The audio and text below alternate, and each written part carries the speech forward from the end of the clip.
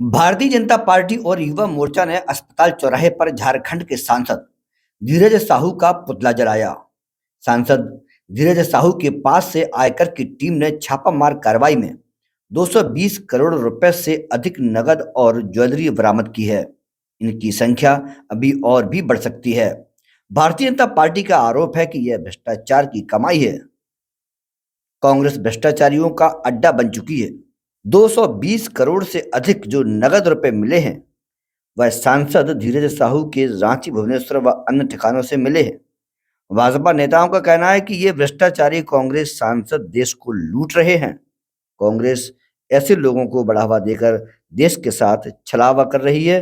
इन पर सख्त से सख्त कार्रवाई होना चाहिए। पूरे देश को शर्मसार करने वाली घटना 6 दिसंबर के दिन झारखंड की धरती पर हुई।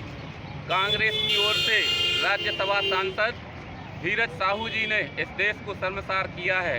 कांग्रेस की ये पुरानी परंपरा है, भ्रष्टाचार करके गरीबों की खून पसीने की कमाई को अपनी जेबों में भर के, अपने पेटों में ठूंस के और देश को कमज़ोर करने का काम कांग्रेस ने किया है। धीरज साहू के घर पे कई ठिकानों पर जब ईडी का छापा पड़ा तो उनके घर में 200 करोड़ तो तुरंत ही मिले। 156 बैगों में भर के जब वो बैग कम पड़ गए और एक ट्रक कम पड़ा तो और भी बैग मंगाए गए और अन्य वाहनों को मंगाया गया। इतना बड़ा, मुझे लगता है कि देश का सबसे बड़ा घोटाला कैश कांड कोई होगा तो वो धीरज साहू के घर में, उनके ठिकानों पर जो नगद कैश मिला है, ये बड़ा। ये मैं ये कहना चाहता हूँ, कांग्रेस के मुखिया राहुल गांधी और सोनिया गांधी से मेरा प्रश्न है कि ये परंपरा कब तक जारी रहेगी? कब तक आप गरीबों के खून पसीने की कमाई लूटते रहेंगे और अपनी जेबें भरते रहेंगे? मैं धन्यवाद देना चाहूँगा माननीय नरेंद्र मोदी जी को, जिन्होंने अपनी जांच एजेंसियों के द्वारा ऐसे दुष्ट लोग जिन्होंने गरीबों की खून पसीने की कमाई अपनी जेबों में भर ली, लूट ली, उनको तार तार करके, उनको नंगा करके उन पर जांच करवा के उनकी गरीबों की खून पसीने की कमाई गरीबों को दे रहे हैं, देश के कोष में जमा कर रहे हैं। मैं धन्यवाद देना चाहूँगा भारत की सरकार को और जांच एजेंसियों को, जिन्होंने इतना बड़ा खुलासा किया है।